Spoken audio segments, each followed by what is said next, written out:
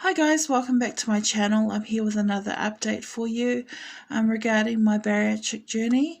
The last time I posted, I had just visited with the dietitian, and I was supposed to have met with the nurse and the psychologist, but because we had a second wave of COVID in the community, all appointments were stopped or cancelled.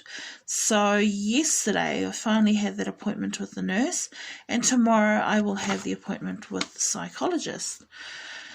So what did we talk about in our appointment yesterday? Well, first of all, I took my food diary in, and she just had a look to see if there was anything that needed to be tweaked, and she was quite happy with it.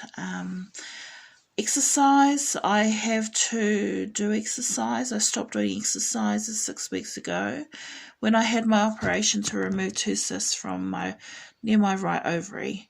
So yeah, exercising was just not fun. We talked about diabetes control. So I told her that my HbA1c is now 50 from 75, and I'm really stoked. I haven't been lower than 70s for about, 5 to 10 years. I can't quite remember what it was then, but yeah, it hasn't been that low. I'm now on 1 tablet in the morning, 1 tablet at night of glycoside. I was on 2 for both night and morning. My doctor has reduced my insulin from 16 in the morning to 10 units, and from 48 units at night down to 30. So I'm really stoked. The nurse did say that after the operation, there's a possibility that I no longer need the medication. And if that happens, great, but there is a possibility that maybe 20 years down the track, diabetes might become an issue again for me. So I basically said, well, as long as I'm doing what I'm supposed to be doing, if it happens, we'll deal with it at the time. Alcohol, she wanted to know if I drank alcohol, and I said, maybe once or twice a year, and it'll only be a glass or a little stubby. The reason she brought it up is because post-op, sometimes people or patients become dependent on alcohol because they can no longer depend on food to be their happy go-to place, so they become alcoholics. We also talked about what to expect post-op as far as the way we eat or drink, and one in particular, she talked about water. I won't be able to gulp it down like I do now, and that I will have to not drink prior, like maybe 30 minutes prior to having a meal, and can't drink until 30 minutes after a meal. So she says you're going to have to make a mental shift in the way I eat, and why I have to eat that way within the first year after the operation. She also talked about the fact that it'll take approximately 1 year from now before I actually have the operation, so there's no need to start OptiFast anytime soon, and the OptiFast is only necessary close to the time of operation. Another thing we talked about that surprised me was that there is no set goal weight that they set for patients that wish to have the surgery. Reason being is they want people to make develop a healthy lifestyle, as opposed to, I've got to lose 40 kgs within the next 3 months. The last thing they want to do, and they've found people end up finding unhealthy ways of losing that weight without actually learning or developing good healthy habits that will sustain them for the rest of their life.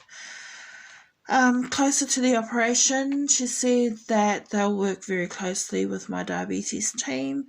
It would be good if I can come off all my medications, but then again, that's something to deal with a little bit later down the track. So where am I sitting as far as my program is concerned? There are 8 stages to this program from start to finish. The first stage is the information seminar. So prior to that seminar, you meet with the psychologist, and she or he basically wants to know why you want to do the surgery and what you know about it. Then you go to the seminar to find out what the operation is all about, and if you want to proceed to surgery or to start on the program, I suppose, to be accepted on the program. Stage 2, you meet with the nurse, the dietitian, and the psychologist, 1 hour with each person. Then stage 3, you meet with a surgeon. For me, my visit or appointment with the surgeon is on the 2nd of December of this year. Then the 4th stage is the group sessions. So this is run out of Green Lane. It is basically 1 hour once a month for 3 months. So that appointment should be about February, March, April of next year. Come May, I meet with the surgeon, and the surgeon will basically assess me to see if I've made sufficient lifestyle changes to proceed to surgery, and he will like to see my food diary. If I do want to proceed to surgery, I'll be put on a wait list, and I could expect my operation to be within the next 3 months. So we're looking at February, March, April, May, June, July, August. So anywhere between August and November.